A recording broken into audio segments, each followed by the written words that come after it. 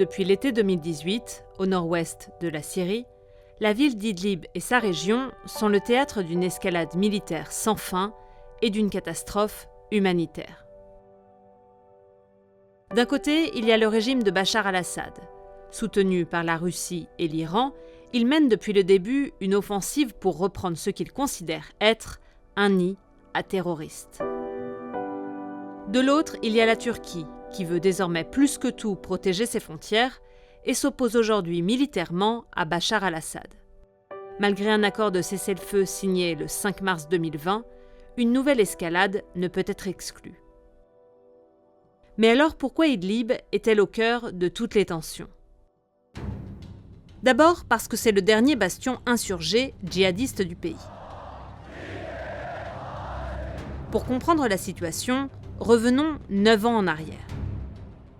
En juin 2011, des manifestations anti-régime éclatent et sont violemment réprimées. Au départ, les opposants à Bachar al-Assad appellent à des rassemblements pacifistes. Mais très vite, la ville d'Idlib et ses environs franchit l'étape de la lutte armée.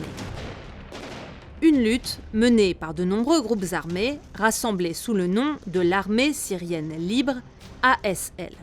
Ce qui était une révolution se transforme alors en guerre civile. En quelques mois, le pays s'embrase. Idlib et ses environs s'enfoncent alors dans le marasme. Et par le nord-est, au niveau de ce poste frontière, des combattants islamistes s'infiltrent progressivement en Syrie. À partir de 2015, un groupe djihadiste impose son influence et prend le pouvoir à Idlib. C'est le front Al-Nosra, une branche syrienne d'Al-Qaïda.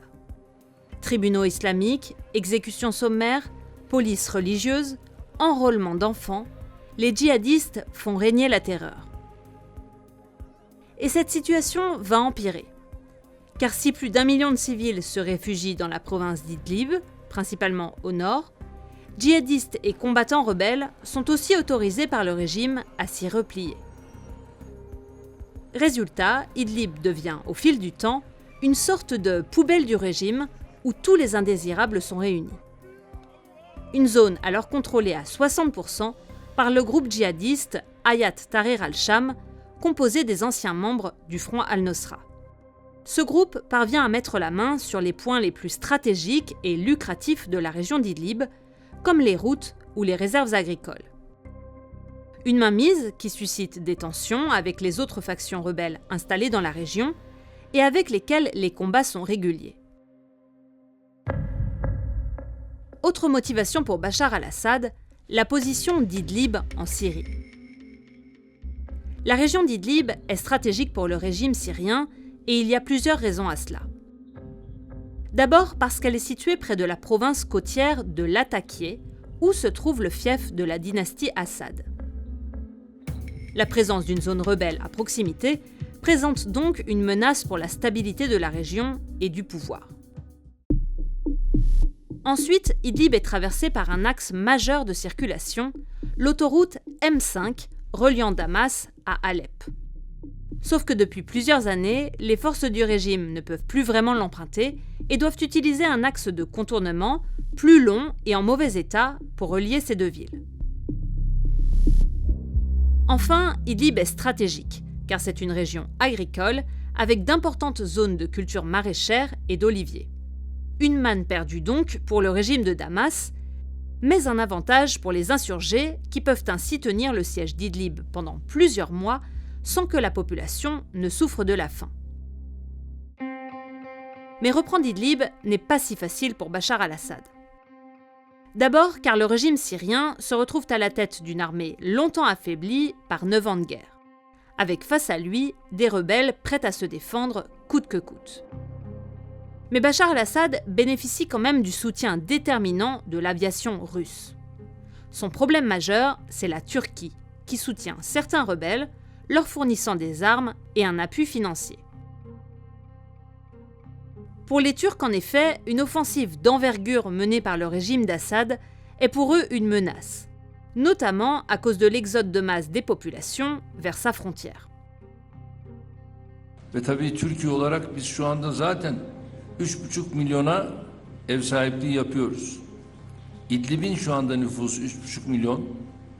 Böyle bir 3,5 milyona daha biz ev sahipliği yapmakta, buna gücümüz de imkanlarımız da yetmez. La Turquie craint aussi de perdre une zone d'influence qu'elle a acquise au nord de la Syrie et dans laquelle elle envisage de renvoyer les 3,5 millions de réfugiés syriens massés à la frontière. La Turquie fait donc tout pour arrêter l'offensive en cours sur Idlib.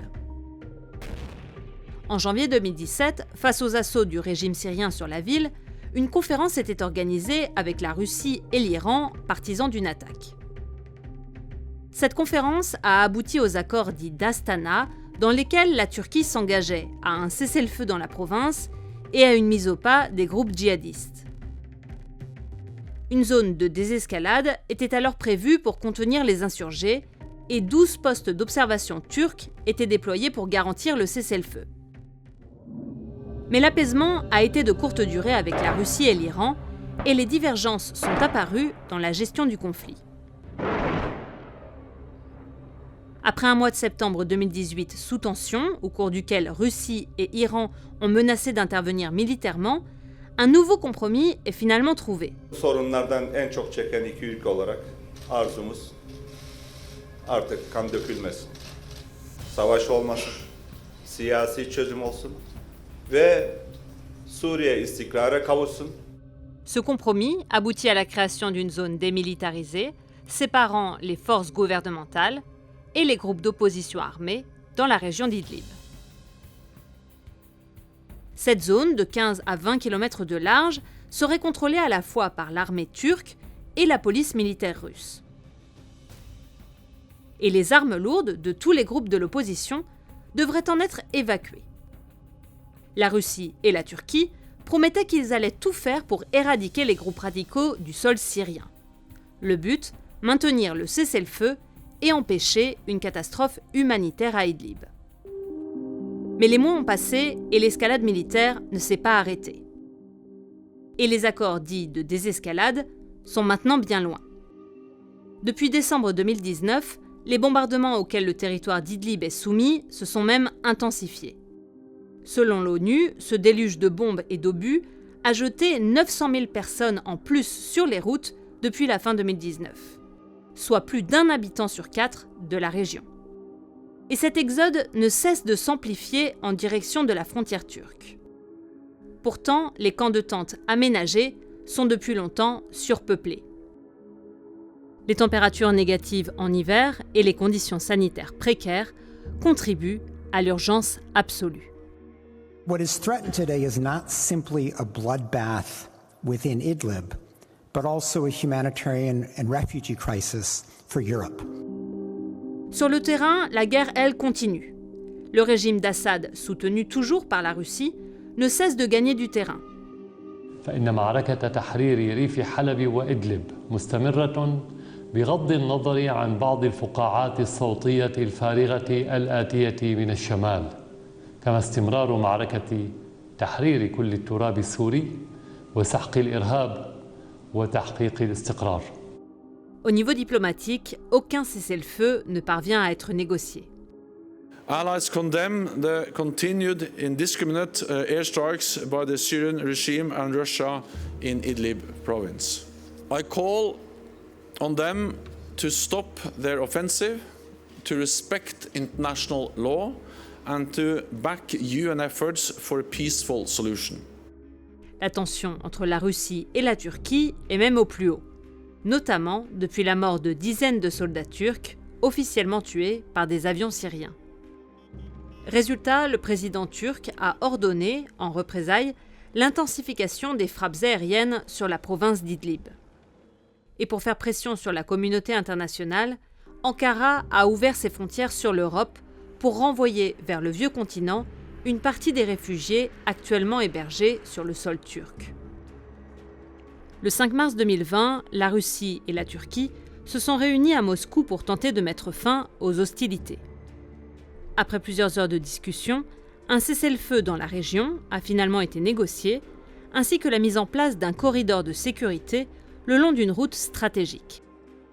Selon les deux hommes, l'objectif est de mettre fin au combat et de contenir une crise humanitaire croissante.